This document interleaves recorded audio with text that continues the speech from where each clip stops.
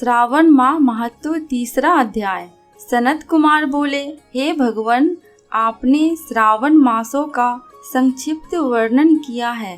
हे स्वामिन, इससे हमारी तृप्ति नहीं हो रही है, अतः आप कृपा करके विस्तार से वर्णन करें, जिसे सुनकर हे सुरेश्वर मैं कृतकृत्य हो जाऊं। ईश्वर बोले, हे योगीश, जो बुद्धिमान नत व्रत के द्वारा श्रावण मास को व्यतीत करता है, वह 12 मासों में नक्त व्रत करने के फल का भागी होता है। नक्त व्रत में दिन की समाप्ति के पूर्व सन्यासियों के लिए एवं रात्रि में गृहस्थों के लिए भोजन का विधान है। उसमें सूर्यास्त के बाद की 3 घड़ियों को छोड़कर नक्त भोजन का समय होता है। सूर्य के अस्त होने के पश्चात 3 घड़ी संध्या काल होता है। संध्या वेला में आहार, निद्रा और चौथा स्वाध्याय, इन चारों कर्मों का त्याग कर देना चाहिए। गृहस्थ और यति के भेद से उनकी व्यवस्था के विषय में मुझसे सुनिए। सूर्य के मंद पड़ जाने पर जब अपनी छाया अपने शरीर से दुगुनी हो जाए, उस समय के भोजन को यति के लिए नक्त भोजन कहा गया है। रात्रि भोजन उनके लिए नक्त भोजन नहीं होता। तारों के दृष्टिगत होने पर विद्वानों ने गृहस्थ के लिए नक्त कहा है। यति के लिए दिन के 8वें भाग के शेष रहने पर भोजन का विधान है। उसके लिए रात्रि में भोजन का निषेध किया गया है।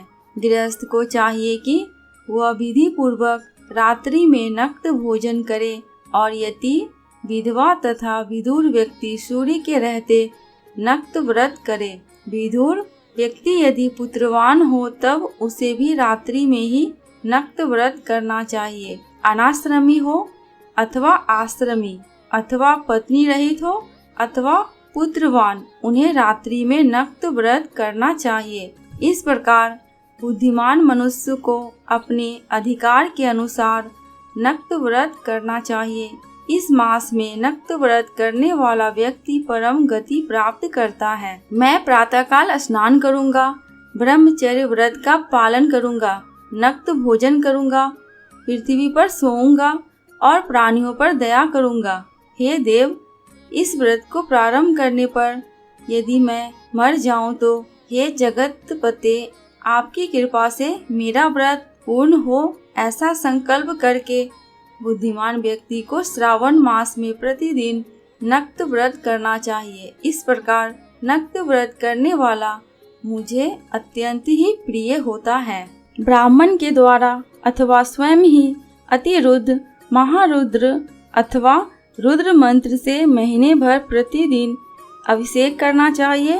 हे वत्स, मैं उस व्यक्ति पर प्रसन्न हो जाता हूँ, क्योंकि मैं जलधारा से अत्यंत प्रीति रखने वाला हूँ, अथवा रुद्र मंत्र के द्वारा मेरे लिए अत्यंत प्रीतिकर होम प्रतिदिन करना चाहिए। अपने लिए जो भी भोज्य पदार्थ अथवा सुखोपभोग की वस्तु अति प्रिय हो, संकल्प करके उन्हें श्रेष्ठ ब्राह्मण को प्रदान करके स्वयं महीने भर उन पदार्थों का त्याग करना चाहिए।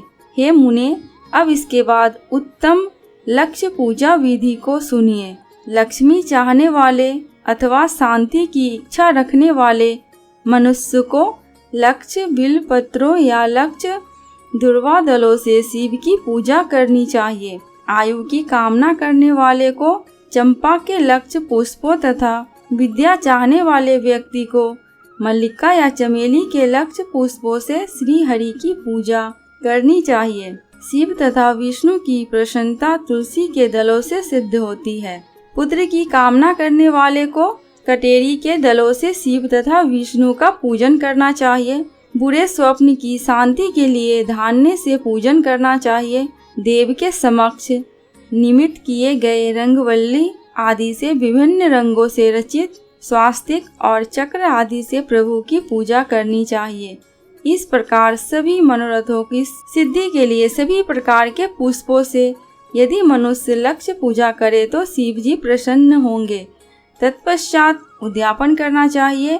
मंडप निर्माण करना चाहिए और मंडप के त्रिभाग परिमाण में वेदिका बनानी चाहिए। तदंतर पुण्य वाचन करके आचार्य का वरण करना चाहिए और उस मंडप में प्रविष्ट होकर गीत तथा वाग के शब्दों और तीव्र वेद ध्वनि से रात्रि में जागरण करना चाहिए। वेदिका के ऊपर उत्तम लिंग तो भद्र बनाना चाहिए और उसके बीच में चावलों से सुंदर कैलाश का निर्माण करना चाहिए। उसके ऊपर तांबे का अत्यंत चमकीला तथा पंच पल्लव युक्त कलश स्थापित करना चाहिए और उसे रेशमी वस्त्र से स्थापित करना चाहिए। उसके ऊपर पार्वती पति शिव की सुवर्णमय प्रतिमा स्थापित करना चाहिए।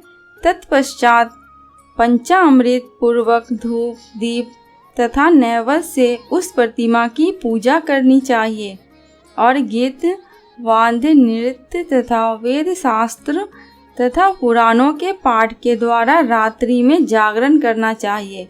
इसके बाद प्रातःकाल भली भांति स्नान करके पवित्र हो जाना चाहिए और अपनी शाखा में निर्दिष्ट विधान के अनुसार वेदिका निर्माण करना चाहिए।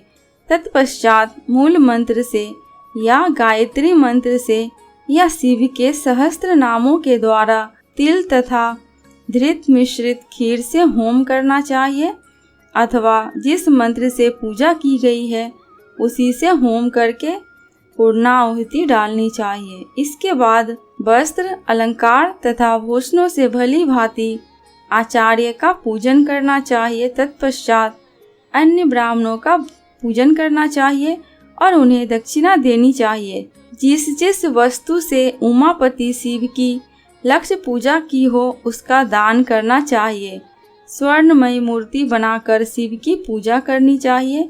यदि दीप कर्म किया हो तो उस दीपक का दान करना चाहिए। चांदी का दीपक और स्वर्ण की वर्तिका अथवा बत्ती बनाकर उसे गोधृत से भरकर सभी कामनाओं और अर्थ की सिद्धि के लिए उसका दान करना चाहिए। इसके बाद प्रभु से क्षमा याचना करनी चाहिए और अंत में 100 ब्राह्मणों को भोजन कराना चाहिए।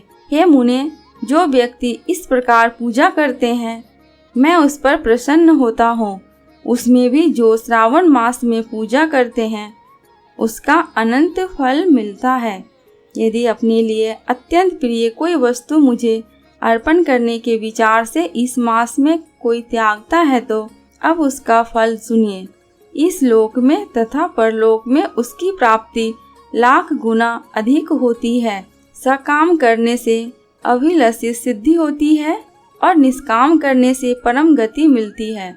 इस मास में रुद्राभिषेक करने वाला मनुष्य उसके पाठ की अक्षर संख्या से एक एक अक्षर के लिए करोड़ों करोड़ वर्षों तक रुद्र लोक में प्रतिष्ठा प्राप्त करता है। पंचामृत का अभिषेक करने से मनुष्य अमरत्व प्राप्त करता है। इस मास में जो मनुष्य भूमि पर शयन करता है उसका फल भी मुझसे सुनिए। हे द्विज श्रेष्ठ, वह मनुष्य 9 प्रकार के रत्नों से जड़ी हुई सुंदर वस्त्र से आच्छादित बिछे हुए कोमल गद्दे से सुशोभित तकियों से युक्त रम्य स्त्रियों से विभूषित रत्न निर्मित दीपों से मंडित तथा अत्यंत मृदु और गरुड़ाकार प्रवाल मणि निर्मित अथवा हाथी दांत की बनी हुई अथवा चंदन की बनी हुई उत्तम तथा शुभ संज्ञा प्राप्त करता है।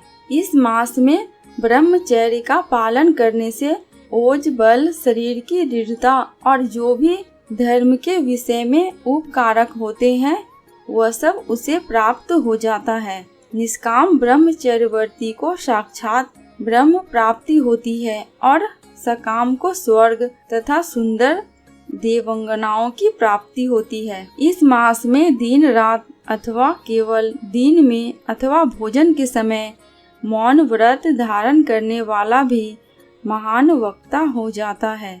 व्रत के अंत में घंटा और पुस्तक का दान करना चाहिए।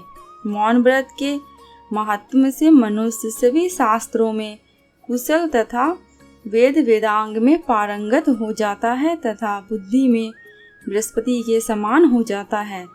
मौन धारण करने वाले का किसी से कला नहीं होता, अतः मौन व्रत अत्यंत ही उत्कृष्ट है। श्रावण माह महत्व का तीसरा अध्याय समाप्त। दोस्तों, कमेंट बॉक्स में भगवान शिव की जयकारा लगाना बिल्कुल भी मत भूलना। आपको मेरे चैनल पे व्रत त्योहारों की जानकारियाँ एवं उनसे जुड़ी कथा कहानियाँ मिलती रहेंगी। अगर आपको ये वीडियो थोड़ी सी भी अच्छी लगी हो तो प्लीज़ मेरे चैनल को सब्सक्राइब करके मेरी वीडियो को लाइक एंड शेयर कर देना।